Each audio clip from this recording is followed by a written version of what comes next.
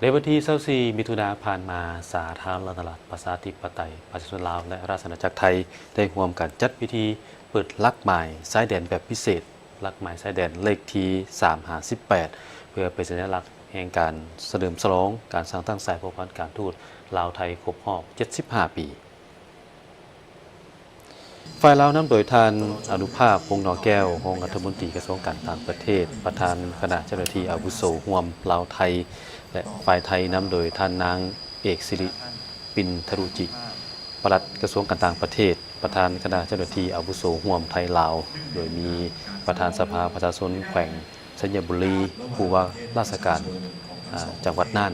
ผู้ต่างหน้าจากภาคส่วนเกี่ยวข้องจากศูนย์กลางและท้องถิ่นพร้อมด้วยประชาชน2ประเทศเข้าร่วมการจัดพิธีเปิดลักหมายสายแดนแบบพิเศษลักหมายสายแดนเลขที่358แม้นเป็นเหตุการณ์หนึ่งที่สำคัญในประวัติศาสตร์ของการผูกพันร่วมมือระหว่าง2ประเทศที่เกิดขึ้นในท่ามกลางบรรยากาศที่สาธารณรัฐประชาธิปไตยประชาชนลาวและราชอาณาจักรไทยกำลังดำเนินการเฉลิมฉลองการสร้างตั้งสายพัวพันธ์การทูตครบรอบ75 ปีร่วมกันและพันขยายเจตนารมณ์ของ2ประเทศที่ได้ยกระดับการร่วมมือเป็นคู่ร่วมยุทธศาสตร์เพื่อการเจริญเติบโตและการพัฒนาแบบยืนยงในพิธีดังกล่าวท่านอนุสิน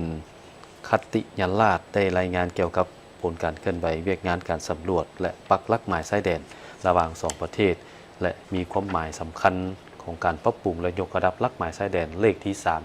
358เป็นลักหมายชายแดนแบบพิเศษ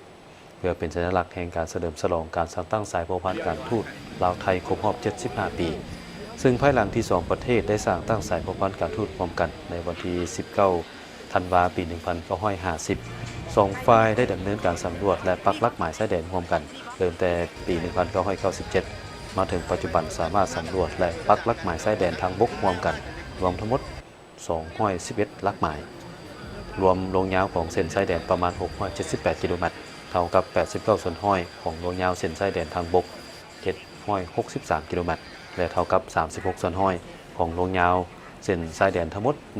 1,869 กิโลเมตรโดยปฏิบัติตามเจตจำนงของรัฐบาลทั้ง2ประเทศที่พัฒนาอยากนำเอาเวียกงานชายแดนมาเป็นกิจกรรมหนึ่งประกอบส่วนเขาในการเฉลิมฉลองการสร้างตั้งสายพัวพันธ์การทูตลาวไทยครบรอบ75 ปี2ฝ่ายจึงได้เลือกเอาลักหมายชายแดนเลขที่358ที่ตั้งอยู่บริเวณด่านสากลนำเงินห้วยโกนเบื้องลาวขึ้นกับเมืองเงินแขวงสัญญบุรีและเบื้องไทยขึ้นกับอำเภอเฉลิมพระเกียรติจังหวัดน่านที่เห็นว่ามีความเหมาะสมมาปรับปรุงยกระดับให้เป็นลักหมายชายแดนแบบพิเศษซึ่งลักหมายชายแดนแบบพิเศษนี้บ่เพียงแต่จะเป็นสัญลักษณ์ของการเฉลิมฉลองการสร้างตั้งสายพัวพันธ์การทูตลาวไทยครบรอบ75 ปีแต่ยังเป็นสัญลักษณ์แห่งการพัวพันร่วมมือที่ดีระหว่าง2แขวงชายแดนสัญญบุรีและจังหวัดน่านก็คือระหว่าง2ประเทศโดยเฉพาะในของเขตเวียกงานการสำรวจและปักลักหมายชายแดนที่2ฝ่ายได้ดำเนินร่วมกันมาตั้งแต่ปี1997